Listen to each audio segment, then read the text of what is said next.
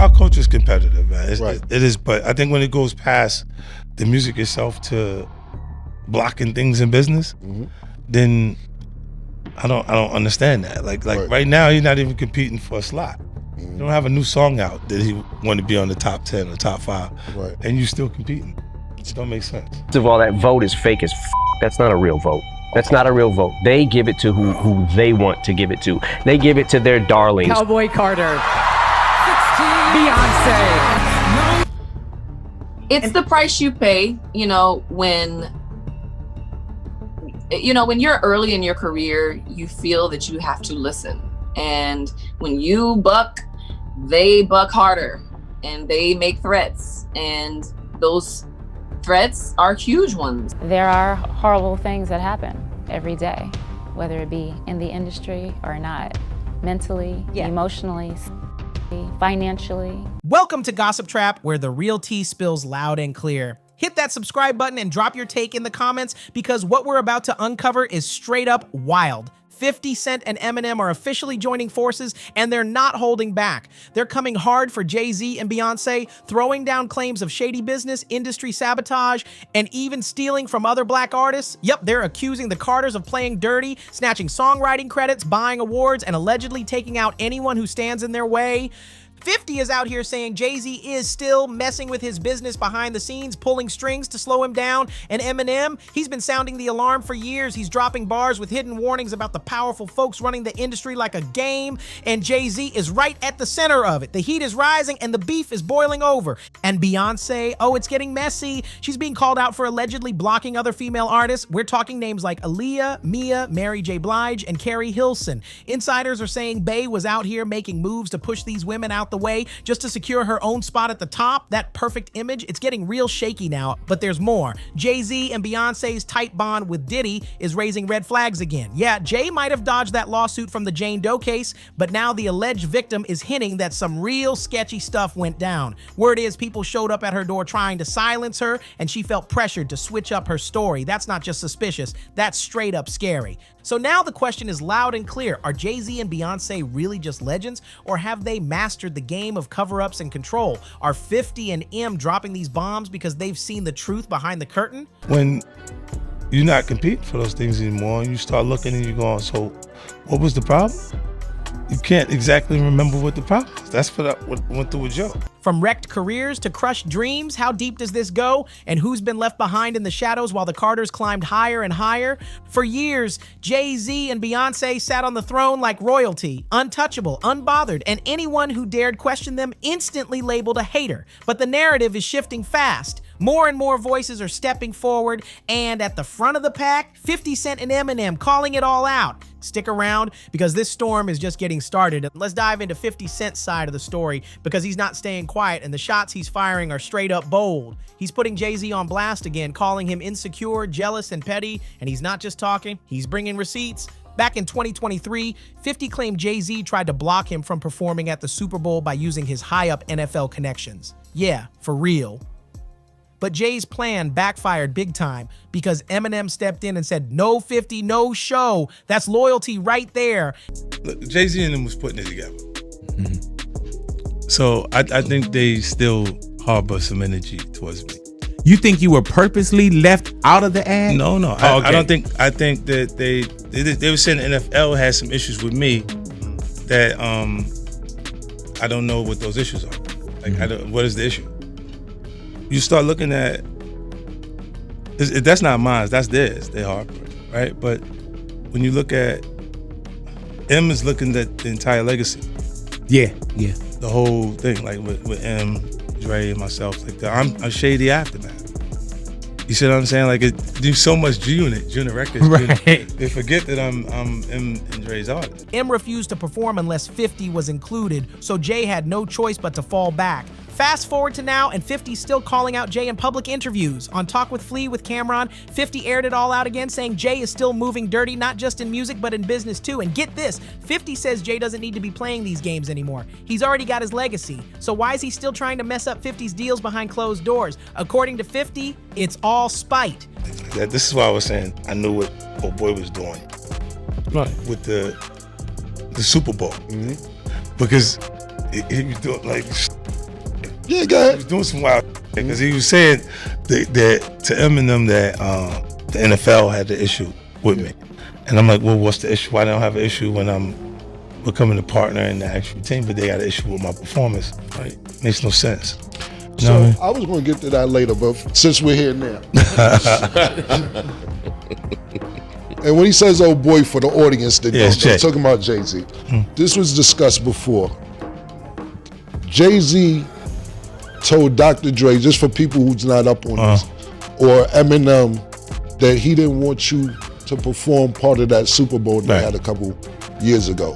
Why do you think that is? Well, I just threatened. Possibly.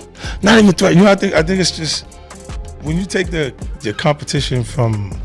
Like our culture is competitive, man. It is, but I think when it goes past the music itself to blocking things in business, then I don't understand that. Like right now, he's not even competing for a slot. You don't have a new song out that he want to be on the top 10 or top 5, and you still competing. It just don't make sense. Like, what are we competing for? What's the goal? Like this even like a lot of the even a lot of the competitive stuff, or what we would call it beef, right? It changed. That terminology changed when it's Biggie and Tupac, because we start saying the things that people would say that cause beef in the environment. When before that they called it battling in our culture. Because that's what it is until it turns into some street shit. So when you're not competing for those things anymore, you start looking and you're going, so what was the problem? You can't exactly remember what the problem was. That's what straight up ego moves. But wait, that's not all. They're going even deeper. 50 and Eminem are now teaming up to expose what they say is rigging at the Grammys.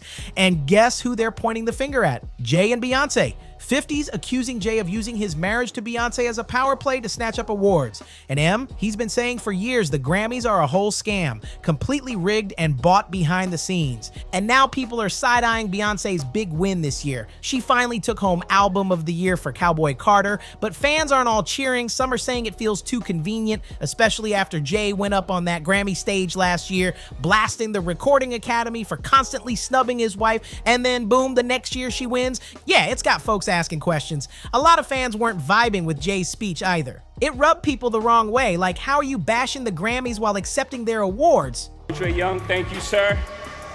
All the doors that you opened, you know, showed us that we can be rock stars. Seeing you on the Rolling Stone, obviously there's Run DMC with the Leathers and the Aerosmith, but when you came out west, you took it to a whole new level.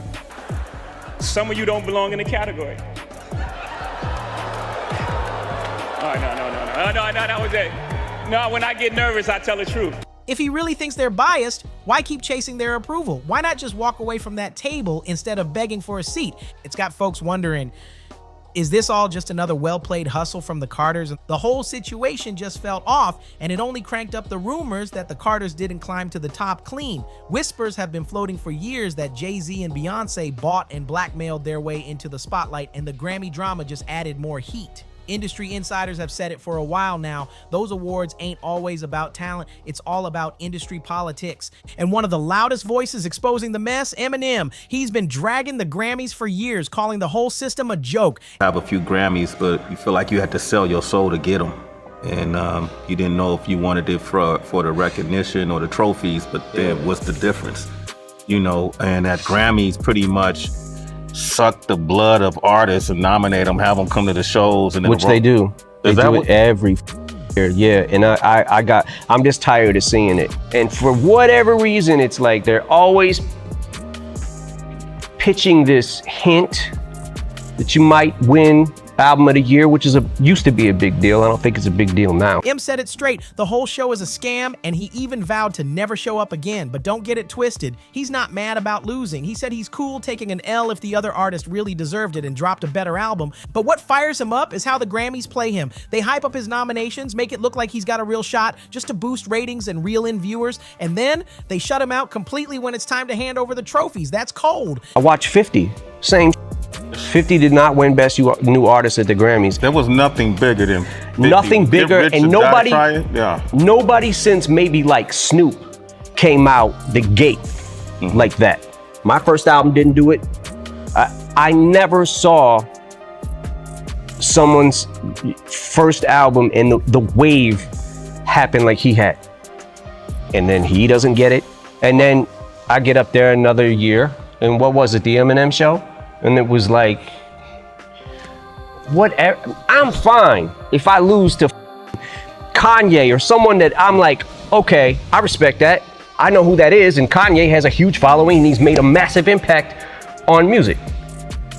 Fine, I'm good with that. But don't get us all here to use your selling point for your show and stiff everybody every single time. And I said, after that point in time, I was like, don't ever ask me to here again. Please do not ask me. My answer is no for 100 million years.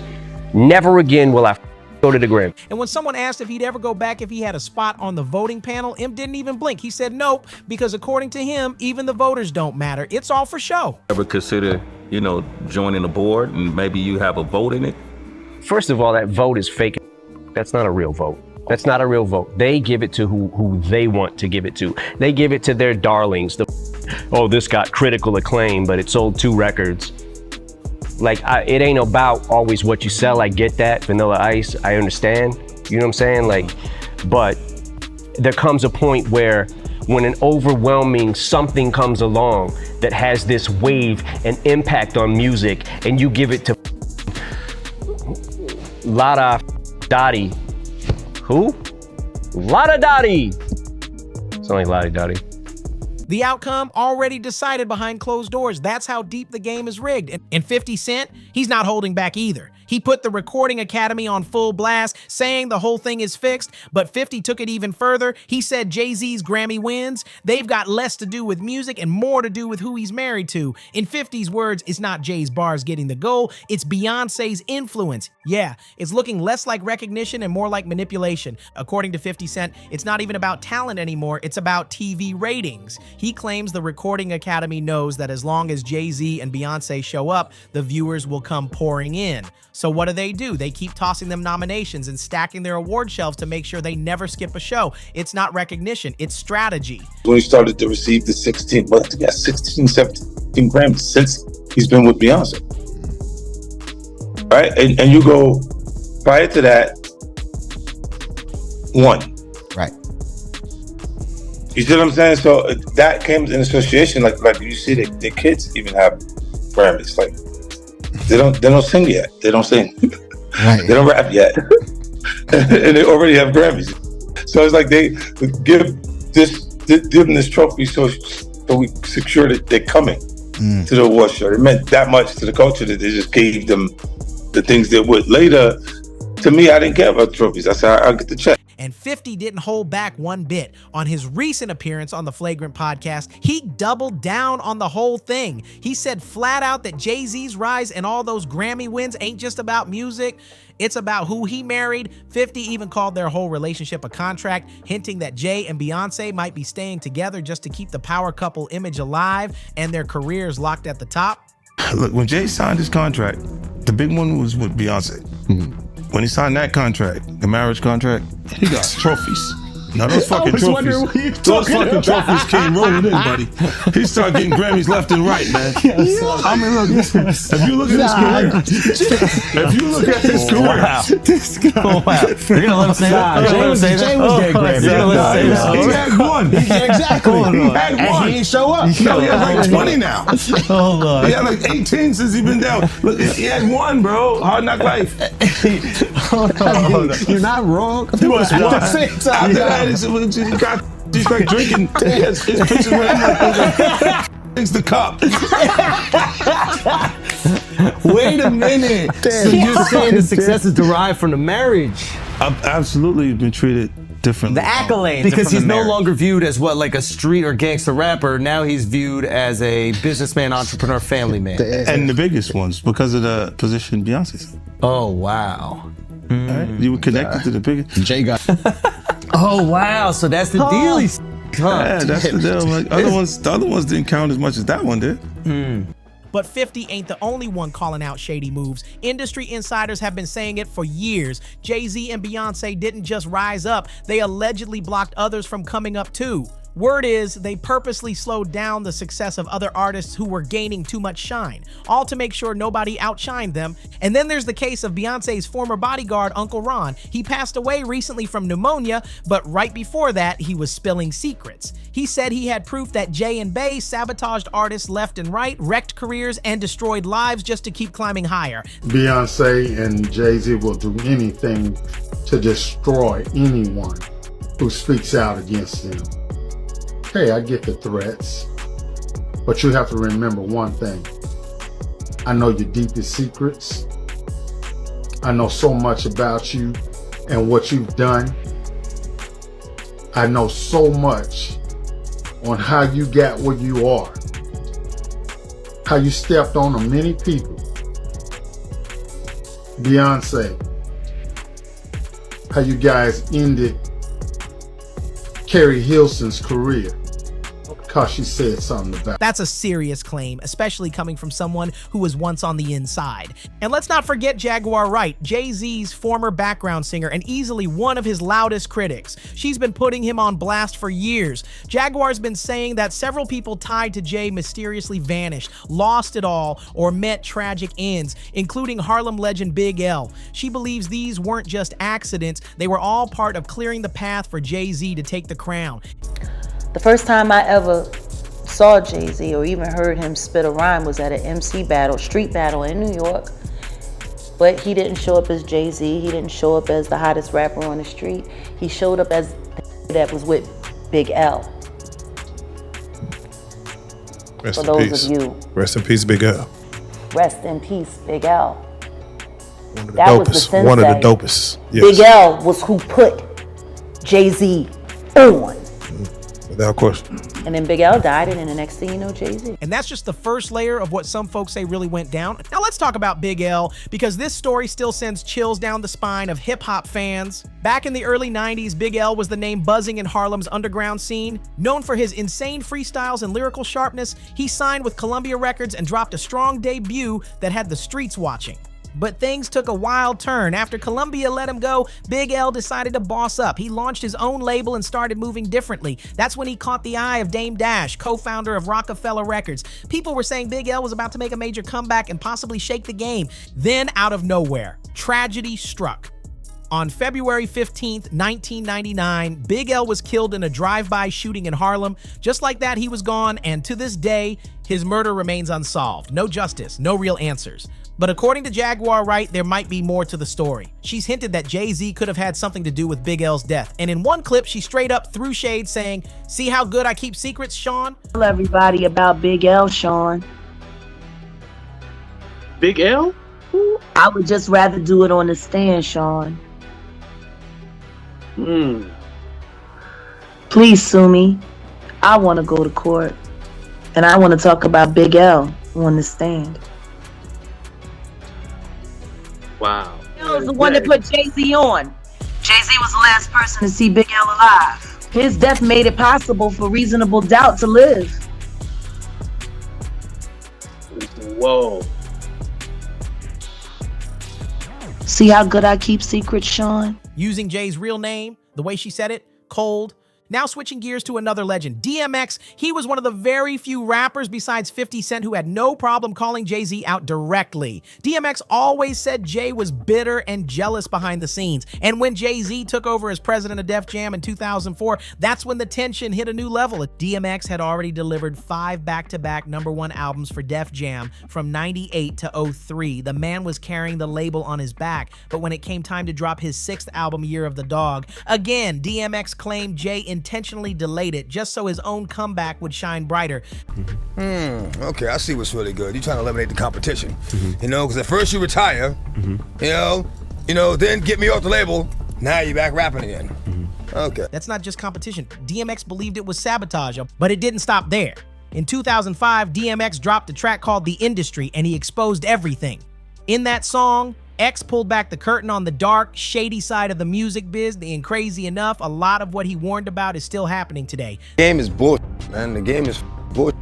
If you want to rap or sing or whatever, don't become a part of the game. You know what? Listen to a song I called The Industry. And that pretty much explains, you know what I'm saying, what it is about the industry.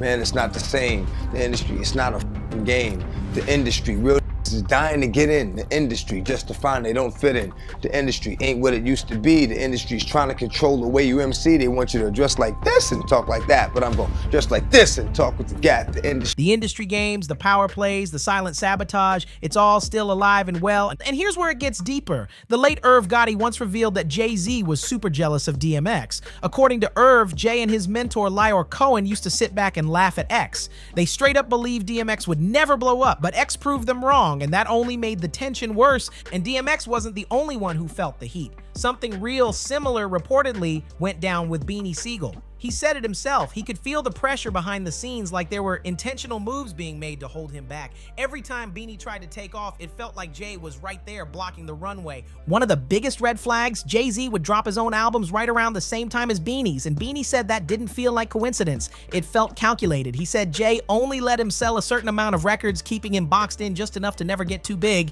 Now Beanie's not denying his own mistakes, especially when it came to legal trouble, but he made it real clear that what Jay did was on purpose, not business, but personal. And let's not forget, Beyoncé isn't some innocent bystander in all this. While a lot of fans love to act like she's just being controlled by Jay, let's be real. She didn't stay by his side all these years without being in on some of the same shady moves. Word is, both of them have a shared strategy, and part of that includes taking out any artist who gets too close to their spotlight. Let's talk about some of the threats and shady moves people say went down, because this drama gets real ugly. One of the biggest claims, when Beyoncé left Destiny's Child and started dating Jay Z, she didn't just walk into solo stardom. There were moves being made behind the scenes to clear the competition. Take singer Amory, for example. She had a massive hit with One Thing, a track that had the whole industry talking, but rumor is that exact sound caught Beyoncé's eye, and instead of competing, Jay Z allegedly snatched up producer Rich Harrison from Amory and handed him over to Beyoncé. Not long after, Bey dropped Crazy in Love, a song many say sounds eerily similar.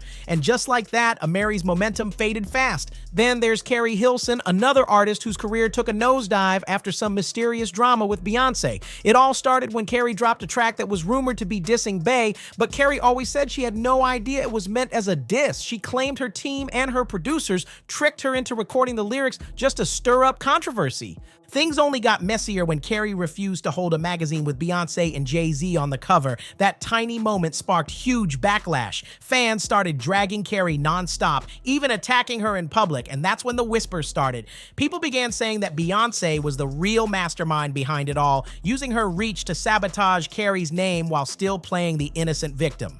In a 2020 interview, Carrie low-key confirmed the rumors. She said she was pressured into putting the song out and even received serious threats afterward. That's not beef, that's real-life danger. And we can't leave out Keeley's. She accused Beyoncé of stealing, saying Bey sampled her hit Milkshake without giving her any heads up or credit. Keeley's didn't just call it shady, she called it disrespectful. She said straight up, "It's theft."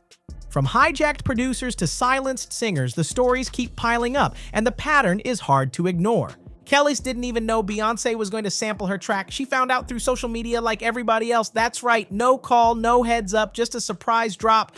Kellis was mind blown by the disrespect, saying the whole situation showed a crazy level of ignorance and entitlement in the industry. "I heard about this the same way everyone else did," Kellis wrote, and then she hit the internet with a truth bomb. "Nothing is ever as it seems. Some of the people in this business have no soul or integrity, and they have everyone fooled." Did you say so guarded within your career? This is what I did. I said, no, I'm good, thank you. No, thank you. Okay, so sometimes that doesn't translate as far as what you are allowed to have, what you have access to. You will be blackballed. You will be talked about. You will be on. You will be rumored about. But you have to stand strong on what you don't care for. It's not that serious to me, you know, if I have to sell my soul. I understand that I might have sacrificed something in the physical world, but the spiritual world is not worth it. You're okay. You don't need to do anything. What you need to do is protect every part of your life, your spirit especially, because everything else is connected to that. There are some people, not everyone, that have huge egos, you know, and awful mindsets towards men, towards women, towards people. And it's very difficult to be around. It's just very difficult. And the way they define success is not your idea of success. She wasn't just upset, she was furious, and she wanted the world to know why. Later, Kellis posted on Instagram to explain what cut so deep. She said, not only are we black female artists in an industry where there's not that many of us, we've met each other, we know each other, we have mutual friends. She made it clear, this wasn't just business, it was personal. It's not that hard to contact me, she said. It's just common decency. But instead of owning up or offering any kind of apology, Beyoncé made a quiet move. She silently removed the sample from the track and said nothing. No statement, no explanation, just erased it like it never happened. To Kellis, that silence said it all. And if that wasn't enough, here comes another name, Mia. Word on the street is Mia was blackballed from the industry after allegedly turning down advances from Jay Z. While she didn't drop names, Mia once spoke out, saying that people in power often use that power in harmful ways and that it creates a dangerous space, especially for young artists just trying to chase their dreams. She said flat out that the industry isn't just tough, it's toxic, and when you're trying to succeed without playing dirty, that's when you find out just how fast the doors can close. A lot of young artists chase fame without fully realizing what they're giving up, and Mia is one of the few who kept it real. When asked how she managed to avoid all that toxic energy in the industry, she said it was simple. She just said no and walked away. But even that came with a price. Mia hinted that turning down certain people is exactly what led to her being blackballed and why her name suddenly got dragged through the mud. And Mia's not alone. There's a growing list of artists who believe their careers were deliberately sabotaged, and at the center of a lot of those stories, Jay Z and Beyoncé. This isn't just about music beef, it's about power, manipulation, and control behind the curtain. From 50 Cent and Eminem to Kellis, Carrie Hilson, Amiri, DMX, Beanie Siegel, Jaguar Wright, and more, the claims are stacking up. And if all these voices are saying the same thing, can it really just be a coincidence? And keep in mind, this isn't even the full list. There are more names out there, more careers that quietly vanished, and more artists who've hinted at the same silent battle. So now we want to hear from you. What's your take on all of this? Do you think there's truth behind the claims coming from 50 Cent, Eminem, and all these other insiders? And are there more artists out there who may have been blackballed by the Carters but just haven't spoken up yet? Drop your thoughts in the comments and don't miss the next video because this story, it's far from over.